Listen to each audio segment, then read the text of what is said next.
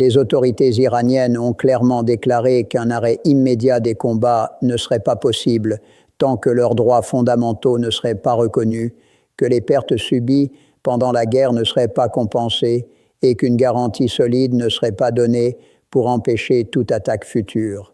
Selon les responsables iraniens, tant que ces conditions ne seront pas satisfaites, le conflit pourrait se poursuivre. Dans le même temps, plusieurs rapports indiquent que les infrastructures de défense américaines et israéliennes ont subi des dommages importants.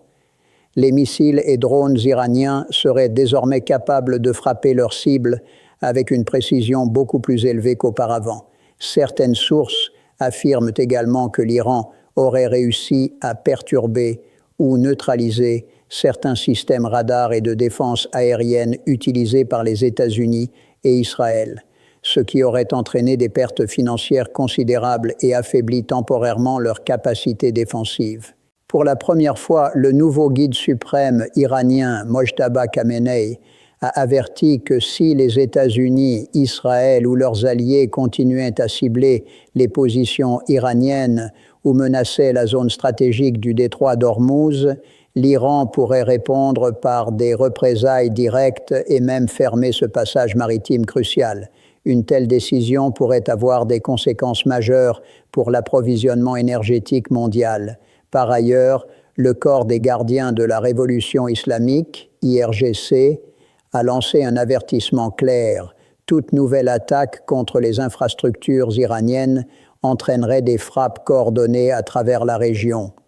Cette déclaration indique que l'Iran pourrait élargir la portée de ses opérations militaires si le conflit continue de s'intensifier.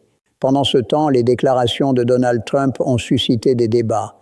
À certains moments, il a affirmé que la situation militaire était presque sous contrôle, tandis que d'autres déclarations laissaient entendre que le conflit restait incertain. Cette contradiction, combinée au fait qu'environ la moitié de la population américaine s'oppose à la stratégie militaire actuelle, a alimenté les discussions sur la direction de la politique étrangère américaine. Les trois conditions strictes de l'Iran. L'Iran insiste sur trois conditions principales pour envisager un cessez-le-feu. Premièrement, la reconnaissance de ses droits légitimes.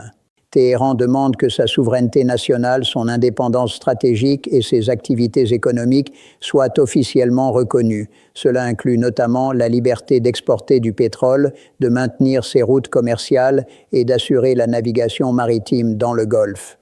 Pour l'Iran, ces éléments sont essentiels non seulement pour son économie, mais aussi pour son influence géopolitique dans la région. Les dirigeants iraniens considèrent que certaines restrictions imposées dans le passé à leurs capacités économiques et militaires étaient injustifiées. Ainsi, tout accord de cessez-le-feu devrait également reconnaître le droit de l'Iran à l'autodéfense et à un rôle régional actif. Deuxièmement, la compensation des dommages. Et l'Iran affirme que les pertes subies pendant le conflit, qu'il s'agisse d'installations militaires, d'infrastructures industrielles ou d'actifs civils stratégiques, doivent être prises en compte et compensées. Ces pertes ne se limitent pas à des dégâts matériels, elles incluent aussi l'impact sur la préparation militaire et la capacité de dissuasion du pays. En demandant une compensation, l'Iran cherche à envoyer un message clair.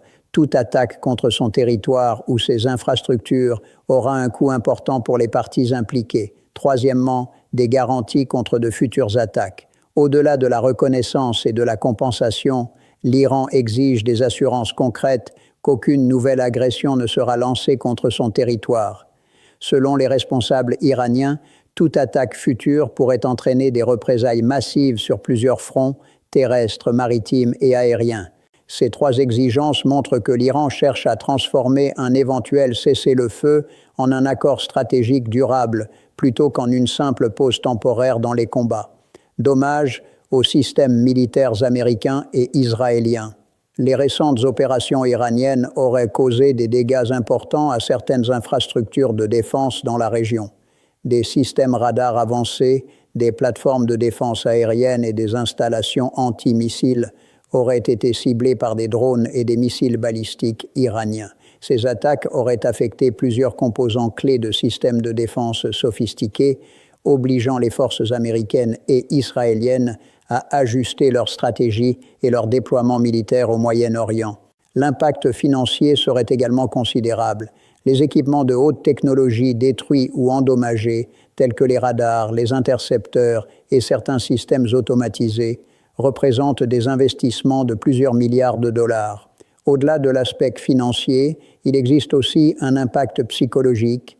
En Israël, par exemple, la population civile reste en alerte face à la possibilité de nouvelles frappes. Aux États-Unis, certains analystes militaires reconnaissent que l'amélioration de la précision des missiles iraniens constitue un défi stratégique croissant. Avertissement concernant le détroit d'Ormuz. Le détroit d'Ormuz est l'une des voies maritimes les plus importantes au monde pour le transport du pétrole. La menace de sa fermeture par l'Iran pourrait perturber gravement les marchés énergétiques mondiaux. Plusieurs incidents impliquant des navires commerciaux dans cette zone ont déjà suscité des inquiétudes quant à la sécurité du commerce maritime international. Escalade régionale et tensions croissantes. Les attaques iraniennes contre certaines bases militaires et installations stratégiques au Moyen-Orient ont également créé des tensions dans plusieurs pays du Golfe, notamment Bahreïn, le Koweït, les Émirats arabes unis et l'Arabie saoudite.